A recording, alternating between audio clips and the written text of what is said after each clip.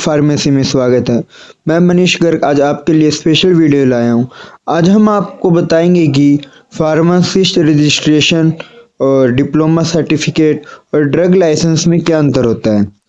बच्चों, वैसे तो देखा जाए ये तीनों ही चीज़ अलग अलग होती है। कई बार हम क्या देते हैं, जो रजिस्ट्रेशन नंबर होता है उसी को हम लाइसेंस मान लेते हैं, लेकिन ऐसा नहीं होता। ड्रग सेलिंग के लिए हमें एक अलग से लाइसेंस लेना होता है, उसका प्रोसेस एक अलग होता है। और रजिस्ट्रेशन सर्टिफिकेट का प्रोसेस अलग होता है, डिप्लोमा सर्टिफिकेट का प्रोसेस अलग होता है। आज मैं आपको इनके बारे में बताऊंगा कि हमें कैसे मिलते हैं, हमें उनके लिए क्या करना पड़ता है। जैसे ही हम अपना डिप्लोमा कंप्लीट करते हैं, उसके बाद जिस भी कॉलेज या यूनिवर्सिटी से हमने डिप्लोमा को कंप्लीट किया है, उसका जो बोर्ड होता है, जैसे स्टेट बोर्ड होते हैं, या तो बोर्ड से कंप्लीट करते हैं हम, या फिर हम यूनिवर्सिटी से डिप्लोमा लेते हैं, तो वो डिप्लोमा सर्टिफिकेट हमें या तो वो बोर्ड देता है या फिर वो यूनिवर्सिटी देती है। तो वहाँ से हमें डिप्लोमा सर्टिफिकेट मिलता है। डिप्लोमा के साथ साथ हमको डीएमसी वगैरह और अदर बहुत से सर्टिफिकेट मिलते हैं जो हमें रजिस्ट्रेशन प्रोसेस में हेल्प करते हैं। जब हम रजिस्ट्रेशन की फ़ाइल लगाते हैं, उसके बाद हमें रजिस्ट्रेशन सर्टिफिकेट मिलता है। उसका प्रोसेस अलग है। उसके लिए सपोज जैसे मैं हरियाणा से हूँ, तो जैसे ही मेरा डिप्लोमा कंप्लीट हुआ, जब मेरे को बहुत सारी चीज़ें जैसे ट्रेनिंग लेटर है, डिप्लोमा सर्टिफिकेट है और डीएमसी वगैरह है, करैक्टर सर्टिफिकेट है, ये बहुत से सर्टिफिकेट मैंने इकट्ठे करके अपनी एक फ़ाइल बनाई। वो फ़ाइल कंप्लीट करने के बाद मैं एसएसपीसी यानी कि हरियाणा स्टेट फार्मेसी काउंसिल में गया। वहाँ मैंने रजिस्ट्रेशन के लिए फ़ाइल अप्लाई की। वो फ़ाइल कंप्लीट होने के बाद और वेरीफाई होने के बाद मेरे को वहाँ से एक रजिस्ट्रेशन सर्टिफिकेट मिला, जिसे हम ग्रीन कार्ड भी कहते हैं।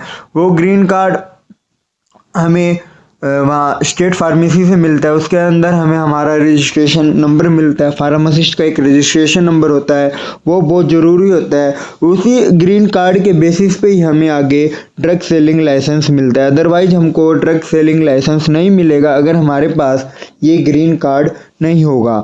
अगर ये ग्रीन कार्ड हमारे पास नहीं होगा तो हम दवाइयों की दुकान नहीं खोल सकते। इसी के बेस पे आगे हम ड्रग सेलिंग लाइसेंस अप्लाई करते हैं।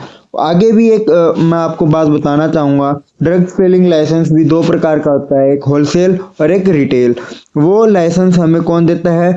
वो लाइसेंस हमें सीनियर ड्रग कंट्रोल ऑफिसर देता है। उसके हाथ के अंदर होता है। ये डिस्ट्रिक्ट वाइज अलग अलग होते हैं।